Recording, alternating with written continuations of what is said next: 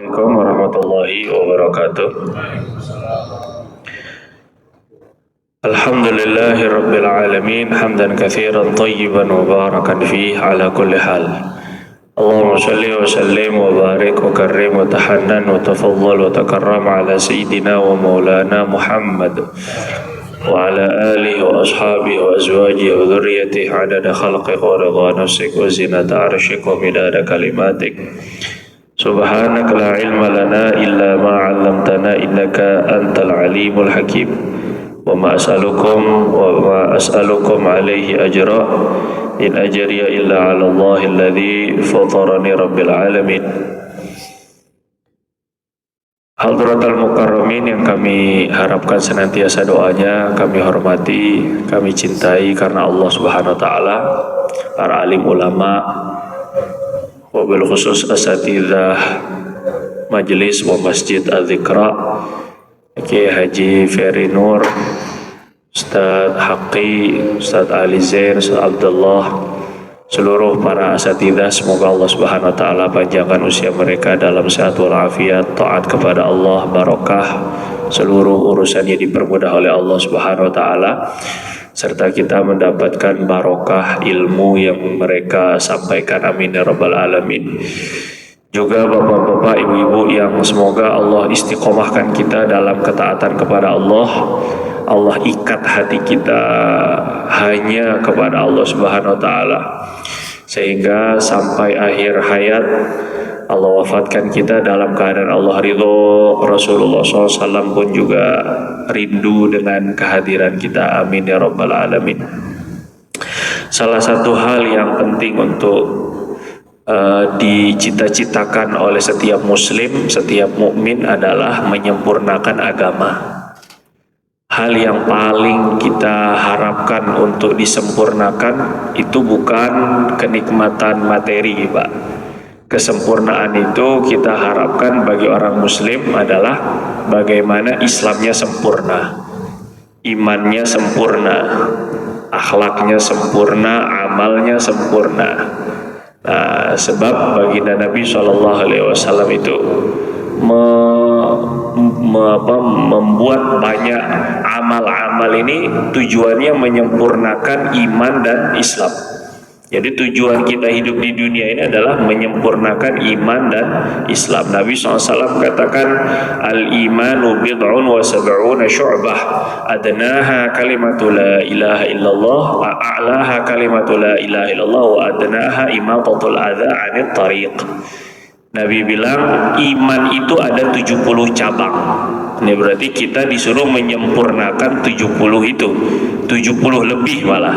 Paling tingginya dari 70 cabang lebih itu, paling tingginya adalah kalimat la ilaha illallah. Itu paling tingginya. Paling rendahnya iman itu menyingkirkan gangguan ataupun juga duri, paku yang ada di jalanan, batu yang ada di jalanan. Itu serendah, paling rendahnya cabang iman.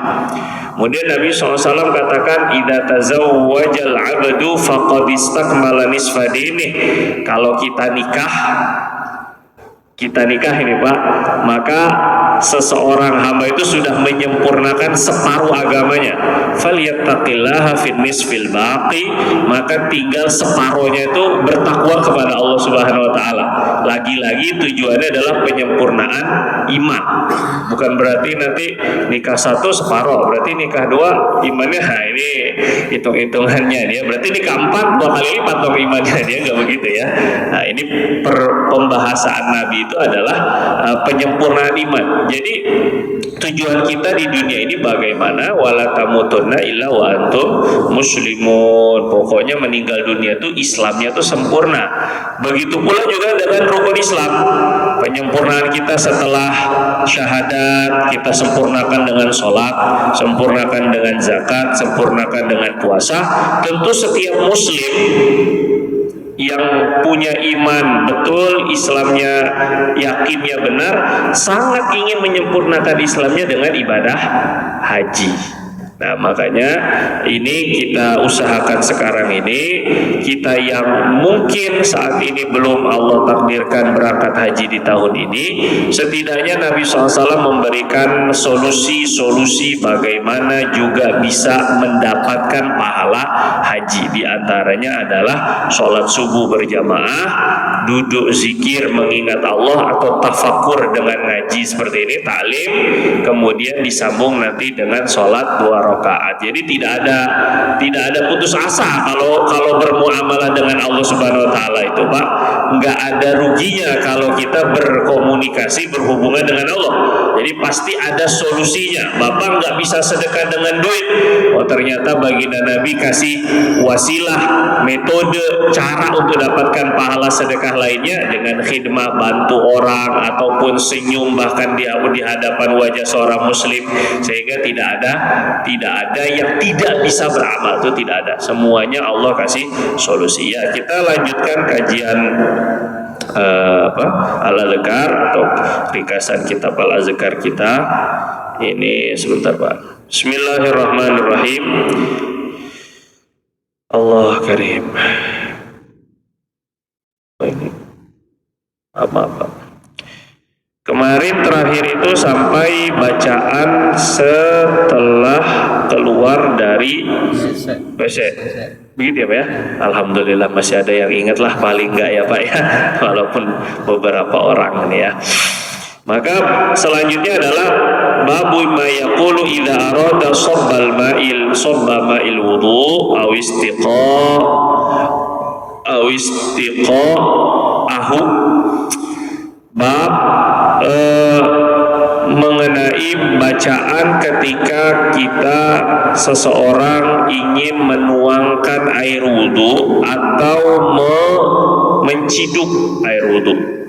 Bacaannya tidak ada yang secara khusus daripada hadis apabila salah seorang kalian ingin mengambil air wudhu atau menuang air wudhu, tidak ada. Tetapi ulama dan khususnya Imam Nawawi sunnahnya adalah membaca bismillah secara umum. Jadi masuk ke WC-nya bismillah, terus kemudian nanti keluarnya ghufranaka. Sunnahnya memang wudhu itu tidak di tempat buang air, sehingga bisa mengamalkan ini bismillah. Sunnahnya ya Pak ya.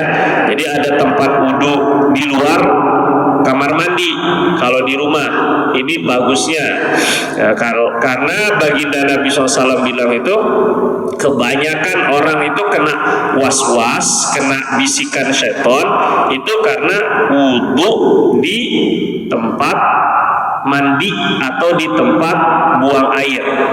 La yabulanna ahadukum fi mustahammihi. Jangan salah seorang kalian berkencing di tempat mandinya. Bahkan itu antara mandi dengan buang air kecil aja bagusnya dipisah. Sama Nabi itu jangan kencing di tempat mandinya, fa innahu yurithul waswas, karena akan menyebabkan waswas setan. Nah, jadi kalau kencing juga di situ, kemudian wudhu ataupun mandi, nanti setelah wudhu ataupun mandi ada rasa ini kayaknya ada cipratan air kencingnya atau cipratan kotornya, padahal belum tentu ada Pak.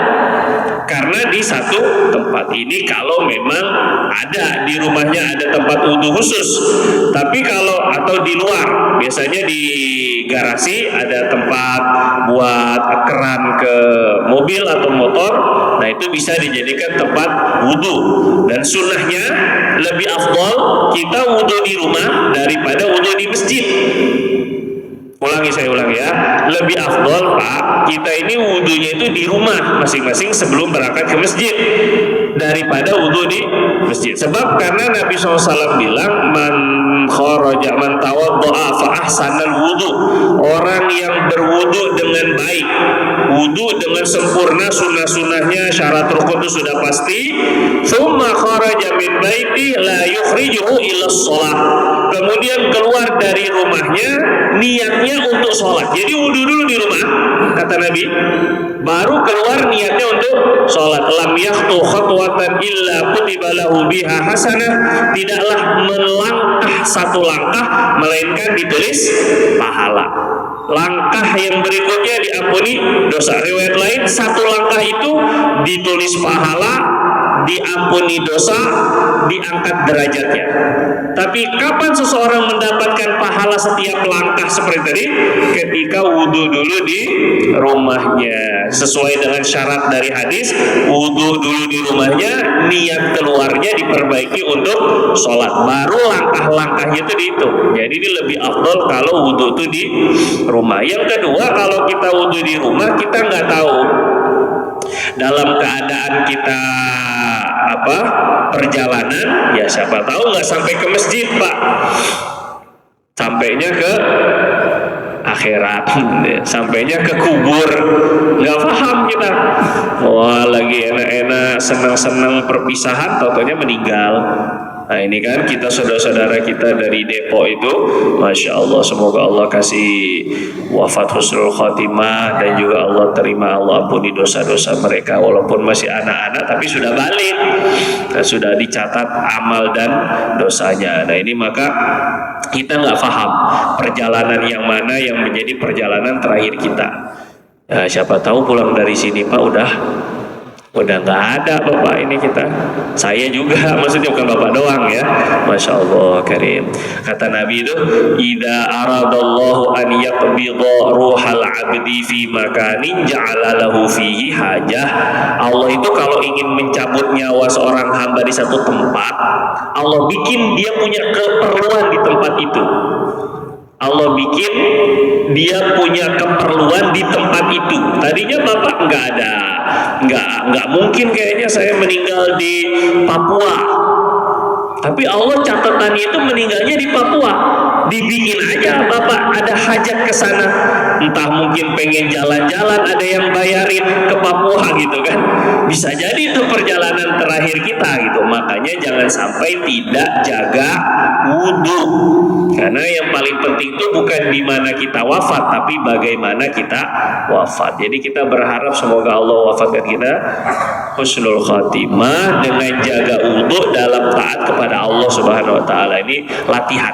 Nah, makanya lebih afdol wudhunya di rumah. Baru jalan ke, kalau anak santri wudhunya di asrama, di pondok dulu, baru jalan ke masjid. Takutnya kepleset, kejeledak, nauzubillah min dzalik, meninggal dunia. Nah ini sehingga dalam keadaan wudhu itu yang kita harapkan itu ya. Kita berharapnya dalam keadaan wudhu. Yang ketiga, berwudhu di rumah ini kenapa dianjurkan? Karena Nabi bilang orang yang berjalan menuju sholat itu sudah dihitung sholat. Idza kharaja ahadukum min baitihi, apabila salah seorang kalian pergi dari rumahnya ilal masjid, fala yushabbikanna yadaihi, maka jangan dia menyilangkan kedua tangannya. Ini lagi jalan ini, Bapak lagi jalan dari rumah ke masjid, maka jangan menyilangkan tangan ini, nyilangin ini. Ini hukumnya makruh. Terus Nabi bilang, alasan Nabi itu fa innahu fis shalah, karena dia terhitung dalam pahala sholat. Karena sholat kita makruh begini nih Pak. Nah sekarang Bapak juga majelis ini lagi nunggu sholat duha kan? Ini juga dalam pahala sholat, makruh kita begini. Kalau taklil, alasan ulama kenapa makruh kita melakukan tasbih, ini makruh, dilarang. Alasannya karena ini sifat, ini kebiasaan orang malas, katanya. Ya, imam mungkin zaman dahulu begini kalau orang malas. Kalau sekarang orang malas mah begini Pak. Nah, orang malas ini malas banget ini Pak ya. Udah siap-siap tidur Bapak kalau udah begini nih. Nah ini hati-hati pagi begini nih. Nah ini udah siap-siap. Kalau santri itu udah begini, udah bismillah ma'ahya wa amut udah. Bukannya niat belajar lagi nih kalau udah naruh kepala di meja. Nah ini itu ciri-ciri orang malas sehingga sama Nabi itu nggak diperbolehkan. Nah, tetapi bukan haram, Pak, bukan. Karena baginda Nabi sendiri pernah melakukan tasbih. Nabi bilang al-mu'minu yashuddu ba'du kalbunyan. Orang mukmin itu seperti bangunan, yashuddu ba'duhum ba'du, menguatkan satu dengan yang lainnya. Nah, Nabi itu ketika mengucapkan menguatkan satu dengan yang lainnya, itu sambil menyilangkan tangannya. Ini menunjukkan ini orang mukmin tuh kayak gini gitu, setia saling menguatkan satu dengan lainnya, dan itu Nabi sampaikan di masjid. Nah, artinya menyilangkan itu tidak haram, tapi makruh. Bapak jangan nyilangin begini, jangan ya. Ini hukumnya apa? Makruh. Kalau lagi khutbah biasanya sambil nunggu azan, khotib ini nggak paham, mungkin belum tahu. Nah, sambil nunggu azan, muazin azan, assalamualaikum warahmatullahi wabarakatuh, terus azan kan, biasanya duduk khotibnya. Nah, ini suka ini, nah ini mungkin nggak paham, tetapi makanya ini biar paham, ini tidak diperbolehkan. Alasan Nabi itu karena dia dalam pahala sholat. Jadi orang yang sedang ke masjid itu sudah dihitung sholat. Ar-rajulu al-abdu fi sholatin man tadhara shalah. Seorang hamba itu dalam pahala sholat terus selama nunggu sholat. Makanya kita dianjurkan wudhu sebelum berangkat. Sampai sini jelas Pak ya? Nah, bismillah, tadi kembali ke pembahasannya.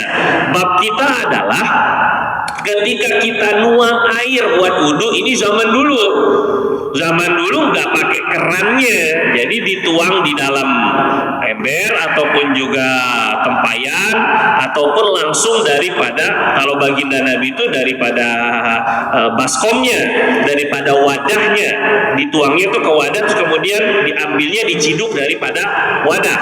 Makanya baginda Nabi itu wudhunya hanya 1 mud, tetapi dari ember.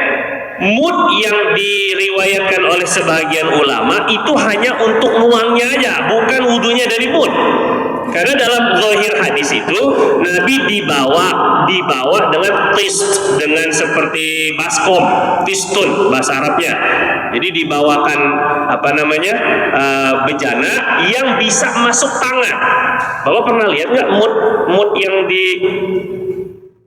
pernah lihat Bapak? Mud yang diriwayatkan dalam hadis musalsal oleh para alim ulama, ada sanadnya. Itu mudnya bentuknya begini lebih kurang. Jadi lubang, terus kayak ada, dia nggak lurus kayak kaleng susu, tapi ada begini. Nah, itu namanya mud, ukuran 1 mud. Biasanya itu buat nakarnya doang, bukan wudhunya dari situ, bukan. Kalau dari situ kayak mana itu masukin tangannya, susah nanti untuk, nah ya, jadi itu untuk nakar, dituang ke baskom, baru wudhunya pakai baskom. Saya dulu kali kayaknya pernah sini kan, pernah ya saya praktek wudhu secara sunnah pakai gayung, pernah nggak? Hah? Pernah kayaknya Pak ya? Nggak tahu tahun 1990, nggak tahu lah saya tahun berapa lah. Kayaknya pernah, tapi Allah apa di sini atau di Al Ihsan? Kalau di Al Ihsan sudah, insya Allah. Kalau di sini nggak tahu. Nah, jadi ini wudhu yang yang diharapkan itu di luar WC, makanya bisa baca Bismillah. Tapi kalaulah memang desain rumah kita itu belum ada tempat wudhu khusus, nggak masalah. Bapak niatkan, Bapak baca Bismillah dalam hati. Jadi pergerakan kita itu diiringi dengan zikrullah Bismillah, dengan zikir Bismillah, dengan nama Allah ya. Bapak sebelum kita lanjut, ini babnya gitu dong. Bacanya itu ketika mau nuang air wudhu, bacanya adalah Bismillah. Terus kemudian babu ma yaqulu ala wudu'ihi. Sekarang masuk ke pembahasan zikir yang dibaca ketika wudhu. Zikir yang dibaca, apa yang dibaca ketika mau wudhu atau saat wudhu. Yang pertama, Bismillahirrahmanirrahim. Mau wudhu, Bismillahirrahmanirrahim. Kalau wudhunya tadi karena di WC, ada yang ada WC-nya, maka Bismillahnya dalam hati. Tetap disunahkan Bismillah. Kalau fa in taraka tasmiyata fi awalil wudu atabiha fi asna'ih. Kalau kelupaan di awal, Bapak boleh baca di tengah, sama kayak makan.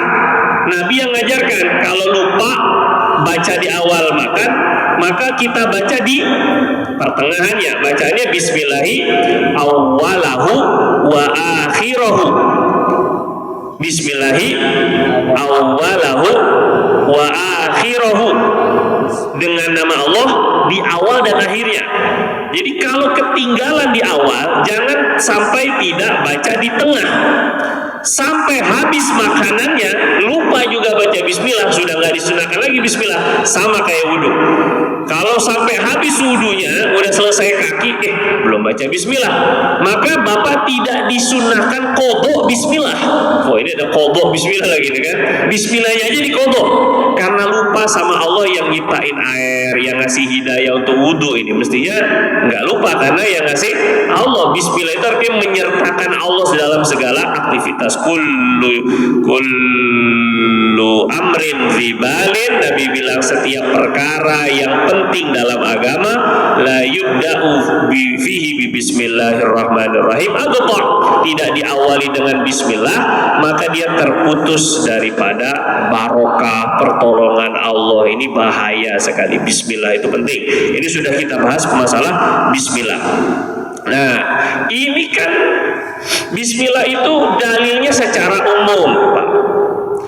Apakah wudhu ada dalil secara khusus, sunnah atau hadis secara khusus membaca bismillah ketika wudhu? Nah, ini menurut Imam Nawawi di dalam kitab Al-Adhkar, beliau bilang sih hadis-hadisnya dhaif memang di dalam bismillah untuk wudhu. Menurut beliau, bahkan beliau juga mengutip perkataan Imam Ahmad bin Hambal yang terkenal sebagai Amirul Mukminin fil Hadis, pemimpin ulama, pemimpin umat di dalam bidang hadis. Imam Ahmad bin Hambal yang dikatakan beliau menghafal 1 juta hadis. 1 juta hadis itu maksudnya satu hadis kadang sanadnya bisa berpuluh-puluh, bisa beratus-ratus dengan sanad-sanadnya. Itu maksudnya dengan hadis palsunya juga dihafal, dengan hadis-hadis dhaifnya, hasannya itu juga dihafal. Jadi beliau punya hafalan 1 juta hadis, murid Imam Syafi'i, jadi terkenal sekali dalam hadis. Nah, terus kata beliau, la a'lamu fi tasmiyah fil wudu hadisan sabitan. Kata beliau, saya tidak mengetahui dalam masalah bismillah untuk wudhu, saya tidak mengetahui ada hadis yang sabit, yang tetap, ada hadis yang kuat. Nah, jadi komentar Imam Ibnu Hajar ini masuk ke dalam ranah ilmiah sekali ya Pak ya. Saya bilang ini sebutan-sebutan nama-nama ulama kayak gini sebenarnya enggak terlalu ini banget pada orang awam, tapi amanah ilmu saja ini ya. Dalam kitab Nataijul Afkar, Imam Ibnu Hajar itu mengomentari maksudnya tidak ada hadis yang sabit, tidak ada hadis yang kuat. Itu tidak menunjukkan, maksudnya tidak menunjukkan sama sekali tidak ada hadis. Maksudnya bisa jadi ada hadisnya tapi tidak kuat.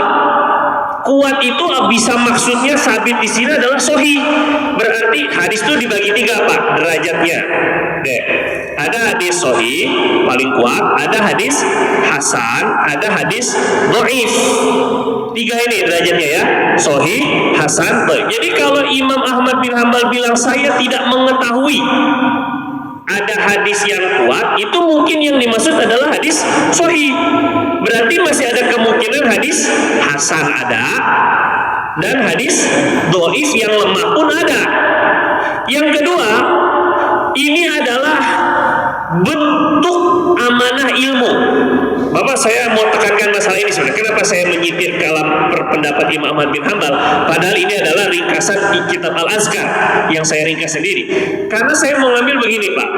Sekelas Imam Ahmad bin Hambal, itu ketika beliau menyampaikan tentang tidak ada hadis, beliau tidak mengatakan tidak ada dalilnya. Perhatikan baik-baik ini bahasanya ya. Tapi beliau menggunakan bahasa la a'lam. Saya tidak tahu ada hadis yang kuat mengenai bismillah saat wudhu. Saya ulang Pak. Ini penting ini. Ini kita perlu ada perlu ada adab di dalam ilmu. Adab dalam ilmu diantaranya adalah ketika kita ini tidak tahu, jangan mengatakan tidak ada. Oh, nggak ada itu dalilnya. Salaman bolak-balik. Oh, nggak ada itu dalilnya. Minum dibuka kayak begini ketika majelis. Apa itu? Kata-kata tidak ada ini seolah sudah menguasai semua ilmu. Itu ada fi syai' minal kibir. Ada kesombongan di dalam kata-kata tidak ada. Paham ya Pak masalahnya? Tapi Imam Ahmad bin Hambal yang sudah hafal 1 juta hadis, yang beliau gunakan bukan kata-kata tidak ada, tapi tidak tahu. Saya tidak tahu ada hadis kuat mengenai bismillah dalam wudhu. Bahasa beliau itu tidak tahu. Ini kadang-kadang kan orang tuh gampang menyalahkan karena menganggap tidak ada, padahal tidak tahu. Yang tidak tahu belum tentu tidak ada. Kalau dia tidak tahu belum tentu tidak ada. Ini kan masalah nasab hawaib itu juga masalah kayak gini juga. Sama itu maksudnya. Permasalahan penafian atau pengingkaran nasab kepada Sayyidina Ubaidillah bin Ahmad al-Muhajir itu kan menganggap tidak ada, padahal tidak tahu. Itu kan perbedaannya itu jelas ini kan. Nah kan kalau kita ini tidak tahu itu belum tentu tidak ada, dan tidak disebutkan oleh sebagian ulama belum tentu betul-betul tidak ada pada ulama yang lain. Itu permasalahan dunia yang segitu. Makanya perlu ada adab. Kalau belum tahu tidak tahu itu selesai. Kalau orang mengaku saya tidak tahu, maka dia masih bisa dikasih tahu. Karena tujuannya adalah nyari informasi. Ini kadang-kadang tiba-tiba di grup ataupun di manalah sosial media langsung vonis. Itu ziarah apapun wali, kemudian baca Quran atau doa kepada kubur, beribadah kepada kubur. La ilaha illallah.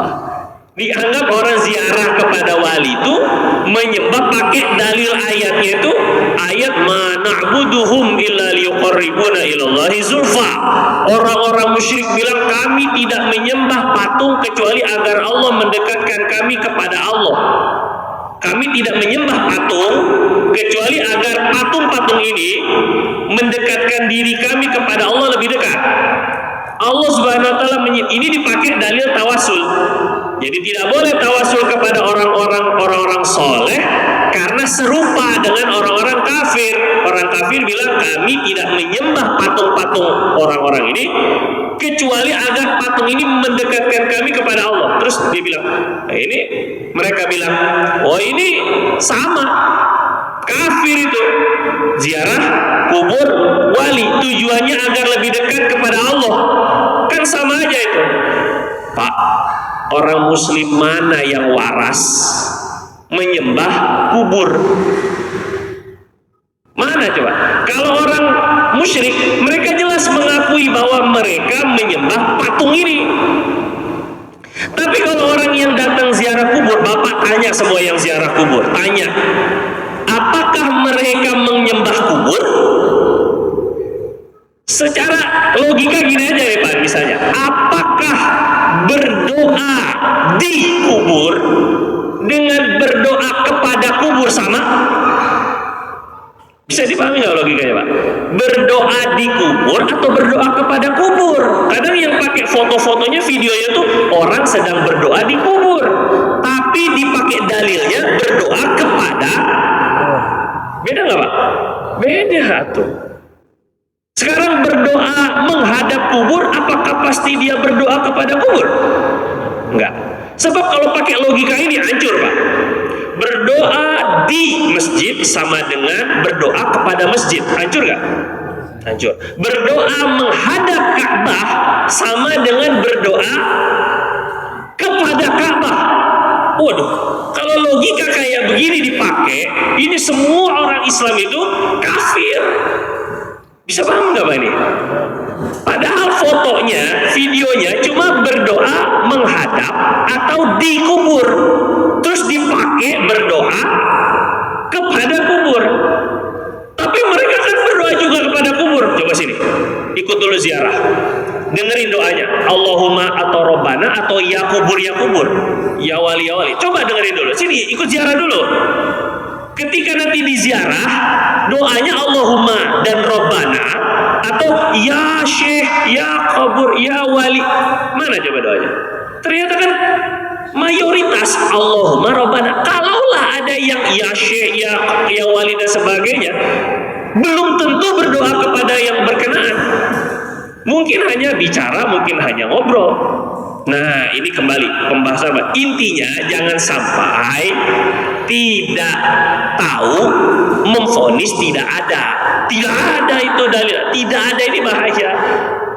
Maksudnya paham ya? Belajarlah dari Imam Ahmad bin Hambal. Ini yang saya tekankan ini. Kalau beliau nggak tahu ada hadis yang sahih, beliau bilang saya nggak tahu, bukan memvonis, nggak ada dalil sahihnya. Karena ternyata apa? Ternyata ada hadis riwayat Abu Daud. Nih, riwayat Abu Daud dari Abu Hurairah radhiyallahu taala anhu, ani Nabi SAW, Rasulullah SAW bersabda, la wudu'a liman lam yadhkurismallahi alaih. Tidak ada wudu bagi orang yang tidak menyebut nama Allah. Bismillah maksudnya. Tidak ada wudu. Ini tidak ada wudu bukan berarti tidak sah, tapi tidak sempurna wudunya.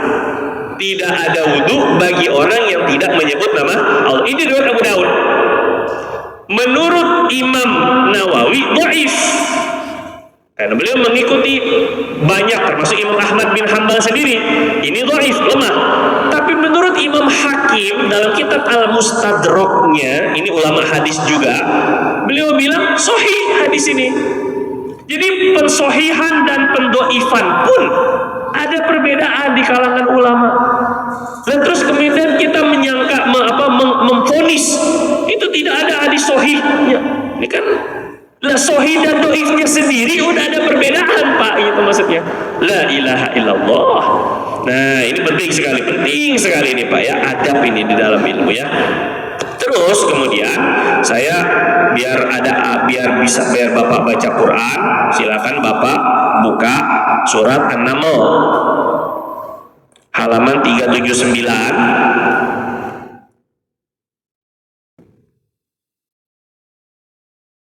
Ayat 29 dan 30 surat An-Naml halaman 379. Kalau mushaf Madinah itu 379, halaman 379. Sama nggak halamannya Pak? An-Naml 379 sama ya? Ayat 29 dan 30 sampai 31.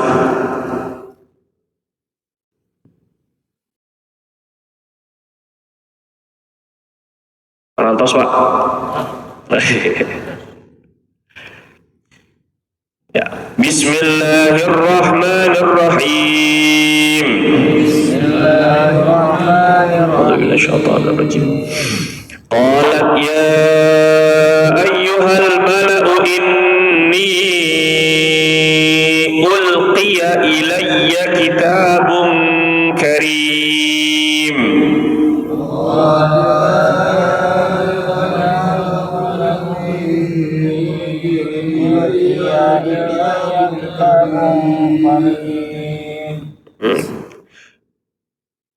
Innahu min Sulaiman wa innahu bismillahirrahmanirrahim.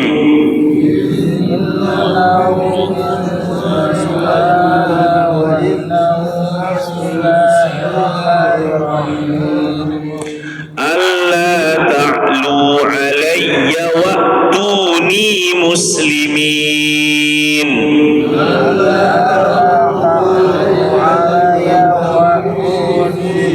Ya, ini cerita Ratu Bilqis.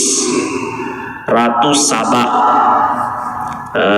Qalat, berkata Sayyidatuna Bilqis, karena akhirnya beliau jadi istrinya Nabi Sulaiman ya, maka saya panggilnya Sayyidatuna, Siti lah kalau ke bahasa kita. Berkata Ratu Bilqis, ya ayyuhal malak, wahai orang-orang para tokoh. Malak itu dipakai untuk kumpulan manusia yang punya status sosial. Ya ayyuhal malak itu. Ya ayyuhal malak, bapak-bapak menteri, nah, gitulah lebih kurang ya. Ini presidennya perempuan. Gitu ya. Nah, jadi enggak, tapi di dalam agama kita mah Pak, dalam syariah ya tidak sah presiden perempuan itu kalau ikut syariah ya, karena Nabi bilang itu lan yufliha qaumun, dalam riwayat Bukhari, lan yufliha qaumun walau amrohum imra'atan, tidak akan beruntung satu kaum yang menyerahkan kepemimpinan mereka kepada perempuan, tidak akan berjaya, tidak akan sukses satu kaum yang menyerahkan kepemimpinan mereka kepada perempuan. Jadi ini tidak bisa diamalkan karena syariat agama sebelum kita yang bertentangan dengan agama kita itu jelas sudah nggak bisa diamalkan ya. Terus inni ulqiya ilayya kitabul karim, sesungguhnya saya dilemparkan kepadaku, diletakkan, dikirimkan kepada aku suatu kitab maksudnya tulisan, suatu surat yang mulia. Ya, Kitabun Karim, surat yang mulia itu mulia karena apanya? Itu Wallahu alam. Cuma kalau sebahagian peneliti sih bilangnya kitabnya itu suratnya dari emas potongannya, makanya disebut surat mulia karena potongannya dari emas, tuh kan? Innahu min Sulaiman. Di dalam tulisannya itu, kitabnya atau tulisan itu, sepucuk suratnya terbuat dari emas atau apa? Tulisannya innahu min Sulaiman. Sesungguhnya surat ini daripada Sulaiman. Bapak kalau nulis surat kepada yang terhormat dulu atau nama kita dulu, dari dulu atau kepada dulu? Kepada. Hah? Kepada ya. Nah, kalau Nabi Sulaiman dari dulu. Nah, ini juga dipakai oleh baginda Nabi. Kepada baru dari ila kaisar min Muhammad Rasulillah, min Muhammad ibni Abdillah, kepada baru dari. Tapi Imam Nabi Sulaiman dari dulu, dari beliau maksudnya. Innahu min Sulaiman, dari Nabi Sulaiman. Terus yang kedua di bawahnya wa innahu, sesungguhnya bismillahirrahmanirrahim. Jadi tulisan surat tuh pakai bismillah. Nabi Sulaiman itu nulis suratnya pakai bismillah dengan jadi maknanya gini Pak, bismillah itu ini satu-satunya bismillah yang tidak di awal surat. Surat An-Naml ini jadi punya dua bismillah, di awal surat sama di sini ayat ini ya. Nah, ini membuktikan bahwa kalimat bismillah itu memang sudah ada dari dulu.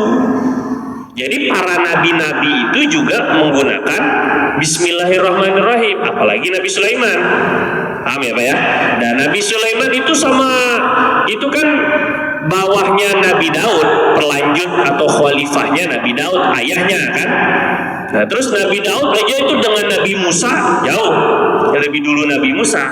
Jadi maknanya Bani Israel atau lebih kurang nabi-nabi Bani Israel, wabil khusus dari Nabi Sulaiman, itu memang sudah punya amalan bismillah. Yang kedua, kata ulama ini mah di antara rahasia kekuatan Nabi Sulaiman adalah amalan bismillah. Jadi Nabi Sulaiman bisa menguasai kerajaan manusia, jin dan juga hewan, itu amalannya bismillah.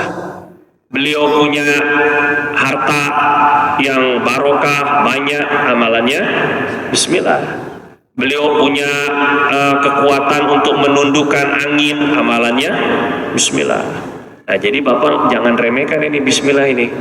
Nah, ini sampai membuat Ratu Bilqis gemetar itu karena ada bismillahnya. Wah, ada ini. Itu kalau dulu Kiai siapa ya, lupa pernah diceritakan itu nulis bismillah aja taruh di delman nggak bisa gerak.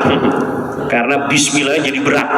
Karena yang nulis kan wali itu maksudnya ya, kayak gini maksudnya. Jadi dengan yakin itu maksudnya. Dengan bismillah itu. Nah, maksudnya Bapak ini kalau mau ngikut mendapatkan secercah sepercik aja daripada apa yang Allah berikan kepada Nabi Sulaiman, amalannya apa?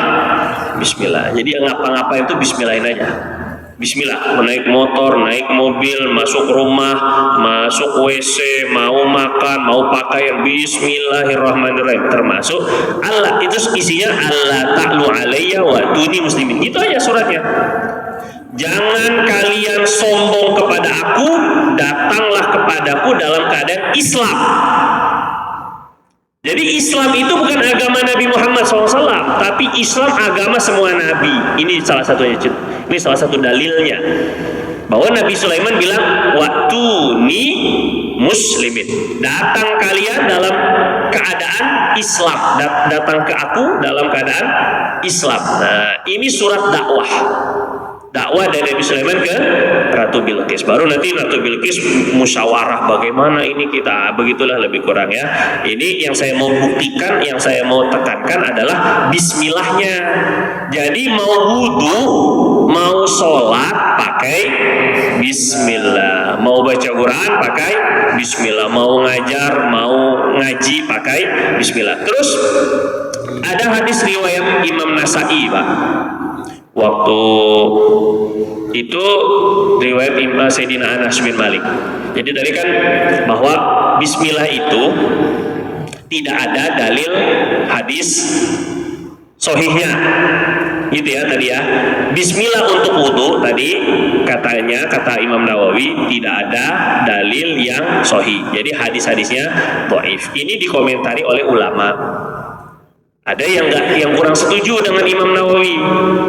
Karena buktinya dalil riwayat Imam Abu Dawud yang tadi, la wudu liman lam yadhkur ismallahi alaih, tidak ada wudu bagi orang yang tidak menyebut nama Allah. Ini masih ada ulama seperti Imam Hakim yang mengatakan sahih. Satu. Yang kedua, ada juga riwayat Imam An-Nasa'i yang juga masih sebagian ulama katakan sahih, yaitu riwayat Sayyidina Anas. Kata Sayyidina Anas, pernah suatu ketika di satu perjalanan sahabat-sahabat Nabi ini nyari air buat wudhu. Terus kemudian nggak dapat, ngadu sama Nabi. Coba nih Pak, ngadu sama Nabi. Nggak ada air itu, ngadu sama. Nah ini kira-kira syirik apa enggak? Ngadu sama Nabi itu syirik apa enggak? Apa dianggap itu mengadu kepada selain Allah? Enggak. Ini namanya wasilah, tawassul tuh namanya ini. Itu namanya bukan minta berdoa kepada Nabi, bukan. Jadi bukan berarti setiap permintaan adalah doa. Oh kacau kalau logika kayak gini Pak. Nanti anak minta ke orang tua, jangan syirik. Waduh, masya Allah. Karena permintaan adalah doa. Akhirnya repot semuanya. Bapak mau minta tolong, doa berarti nggak boleh. Mintalah kepada Allah. Oh, kan repot ini kan Pak. Nah makanya doa itu minta dengan kerendahan diri dan keyakinan bahwa yang diminta dapat mewujudkan apa. Itu namanya doa. Jadi pendefinisian doa itu harus jelas. Ngerti apa ya? Tidak semua minta sama dengan doa. Sebab kalau minta sama dengan doa, maka semua orang yang meminta kalimat minta itu bisa jadi Bapak minta bikinin kopi sama istri. Mah, minta kopi. Bapak mintalah kepada Allah. Kira-kira enak dari gitu ya? Enggak, jadi makanya jangan mudah mensyirikan orang, itu maksud saya. Ini mau ditekankan tuh itu, Pak, hati-hati ya. Jangan mudah mengkufur-kufurkan orang udah capek-capek masuk Islam aja mau alap susah. Ini yang udah masuk Islam dikeluar-keluarin dari Islam lagi. Innalillahi wa inna ilaihi raji'un ya. Nah, datang kepada Nabi, ngadu sama Nabi. Nabi ini nggak ada air buat wudu. Gimana ini? Nah, entah saat itu memang belum ada ayat tentang tayamum, atau memang Nabi ingin memberikan solusi lain. Solusinya kata Nabi adalah kumpulkan sisa-sisa air. Tambah, ini kan air minum, Pak. Air minum itu kalau pilihannya antara minum dan wudhu, kita dahulukan minum. Kalau air minumnya sedikit, maka simpan buat minum, wudhunya diganti tayamum. Itu sudah boleh tayamum sebenarnya. Tapi sama Nabi itu kumpulin air sisa kalian dikit-dikit jadi satu. Taruh di baskom. Nah ini saya bilang tadi baskom itu. Taruh di wadah. Setelah dikumpulin jadi satu, ini riwayat Imam Nasai ya Pak ya, sahih. Setelah ditaruh di wadah, Nabi doa. Terus Nabi masukkan tangannya yang mulia ke dalam baskom. Kata Sayyidina Anas, fara'aitul ma'a yafur min baini asabi'i. Saya lihat itu air tuh memancar dari sela-sela jarinya Nabi sallallahu alaihi wasallam. Yafur ketika itu apa namanya? Mancar, ngisi gitu. Udah kayak keran. Terus setelah itu kata Nabi bilang tawaddu bismillah. Wudulah kalian dengan bismillah. Ini dalil wudu pakai bismillah berarti kan? Akhirnya sahabat tuh wudu nggak cukup dengan wudu, mereka juga ambil airnya buat disimpan. Ini eman-eman ini air tangannya Nabi ini, sayang-sayang kalau dilewatkan. Nah tapi wudu ketika itu sampai satu baskom itu doang kecil karena sisa air. Ditanya Allah Sayyidina Thabit Al-Bunani, muridnya Anas bin Malik, nanya kepada gurunya, guru itu ketika itu berapa orang cukup? Oh ketika itu cukup, air yang segitu cukup buat wudu 70 orang lebih. Padahal airnya cuma sisa-sisa air ya. Ini satu dalil wudu pakai bismillah. Yang kedua, ini dalil namanya barokah Pak. Bapak, Ibu, Nabi itu tidak suka mewujudkan sesuatu yang tidak ada menjadi ada. Tapi Nabi itu mukjizatnya kebanyakan adalah membuat banyak sesuatu yang sudah ada. Dan sisa-sisa makanan, sisa-sisa harta, sisa-sisa minuman, justru itu yang jadi barokah. Nabi bilang tuh kalau ada makanan kan yang terakhir itu suruh dihabiskan. Fa innaka la tadri min ayyi ta'amikumul barokah. Kamu kan nggak tahu, jangan-jangan itu makanan yang sisa-sisa itulah yang berkahnya. Sisa makanan itu. Makanya Nabi itu kalau kekurangan makanan, kumpulin makanan sisa, doakan sama Nabi, mereka ambil lagi makanan sisa. Sama kayak air ini. Air yang sisa tadi itu dimasukin tangannya Nabi, terus mereka pun pakai lagi. Ini namanya barokah.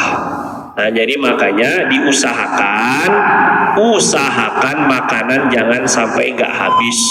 Kalau memang tahu porsi kita, perut kita ini kecil, jangan ngambil banyak-banyak. Karena mengambil ketika lapar, itu pasti pandangannya, wah pengennya banyak.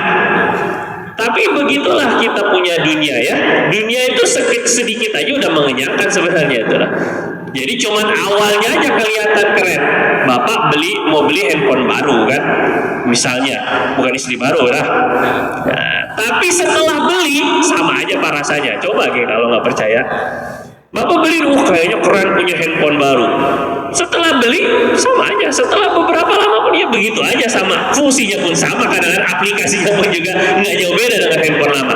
Begitulah lebih kurang nafsu di awal doang, paham maksudnya. Jadi hati-hati itu ya, nafsu sesaat loh ini kalau bahasanya. Sisa-sisa makanan, sisa minuman itu barokah. Wallahu taala alam bisawab. Ada pertanyaan nggak Pak dulu sebelum saya tutup? Ya. Waalaikumsalam warahmatullahi wabarakatuh.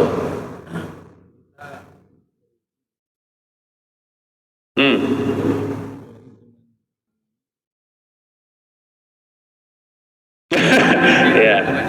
Ya, jadi hitungan itu pertanyaannya.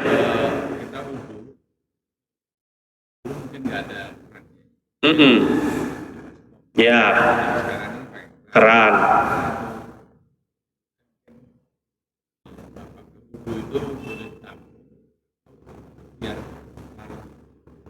Ditampung setelah wudhu, kita tampung lagi gitu maksudnya.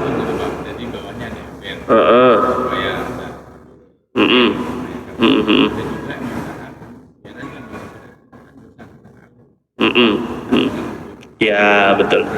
Ya. Waalaikumsalam warahmatullahi wabarakatuh. Yang pertama, mana yang lebih banyak pahalanya? Jalan kaki atau naik kendaraan? Nah, jawabannya seperti hadis Nabi SAW. Nabi bilangnya, ya Aisyah, ajruki ala qadri nasobiki. Pahala kamu sesuai dengan kadar capek dan letih kamu. Semakin capek, semakin besar pahalanya. Ya, Bapak nggak perlu nanya juga sih. Kalau jalan kan per langkah, kalau motor per apa? Per jari-jari, per muter. Itu bukan urusan kita, dah Pak. Udah itu urusan malaikat, beda malaikat yang itu nggak apa ya, nggak usah repot. Tapi yang jelas, tentu yang lebih capek, yang lebih berpahala sesuai hadis Nabi tadi, gitu ya. Nah makanya ada kaidah fikih bilang makana aktsara fi'lan kana aktsara fadlan.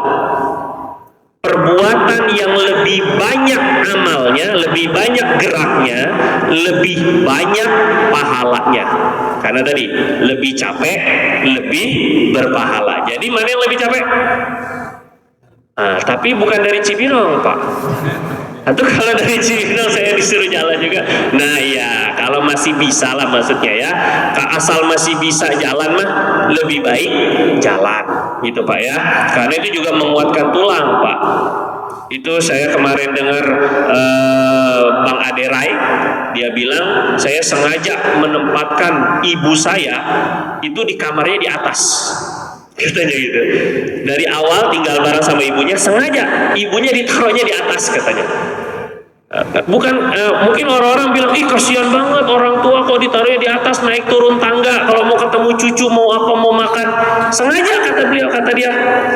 Justru karena ibu sering naik turun tangga sampai sekarang tulang lututnya masih kuat. Nah, begitu lebih kurang. Benar juga nih ya, sebenarnya kan. Ada ininya juga, ada sudut ininya karena sering dilatih akhirnya jadi makin lemes gitu maksudnya ini ya, makin nggak kaku, tapi semakin jarang gerak, jarang jalan, jarang ini ya kayak saya udah masih muda-muda pun karena kemana-mana naik kendaraan akhirnya jadi begini gitu jadinya, jadi lehoy jadinya nih kan. Nah, jadi perlu banyak geraknya itu ya. Yang kedua tadi apa tadi ya? Wudhu kita ditampung atau jangan? Pertama, dari sudut fikih, kalau ditampung takutnya kecampur sama air mustamal, suci tapi tidak lagi mensucikan. Bagus Bapak tampung, tapi airnya bukan buat wudhu lagi. Itu pun kalau nggak mutlak, belum kalau tambah dakinya, belum tambah jigongnya apa segala macam, jadi masalah nanti ya. Nah, jadi yang pertama dari sudut fikih. Yang kedua tadi betul dari sudut hadis, memang air wudhu kita itu air yang mengandung dosa.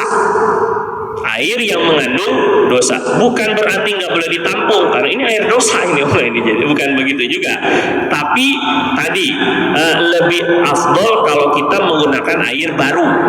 Terus yang ketiga, untuk menyelesaikan menyelesaikan atau mengatasi masalah pembaziran bahasa Malaysia, mubazir tadi itu, misalnya takut biar nggak boros, maka buka kerannya itu yang hanya separuh atau seperempat.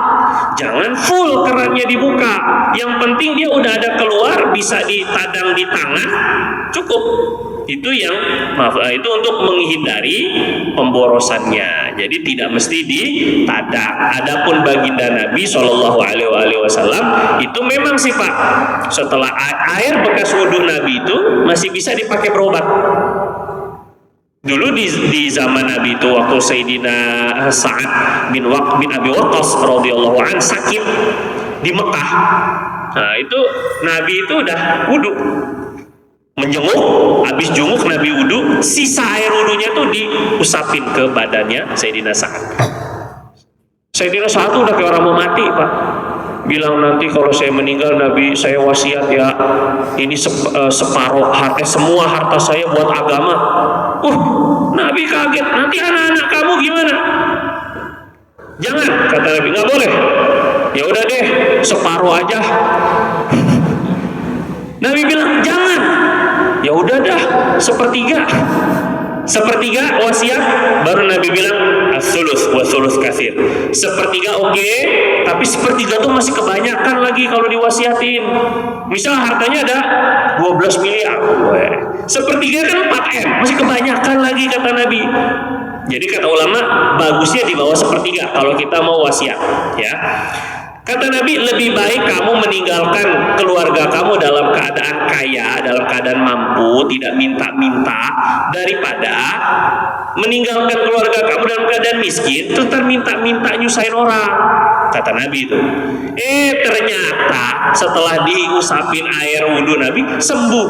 Coba kalau tadi udah dikeluarin harta semuanya, apa enggak cengok itu sembuh, nggak jadi meninggal kan? Nah, inilah lebih kurang wallahu a'lam bishawab. Subhanakallahumma wa bihamdika asyhadu an la ilaha illa anta nastaghfiruka wa natubu ilaik. Lebih kurang saya mohon maaf. Assalamualaikum warahmatullahi wabarakatuh.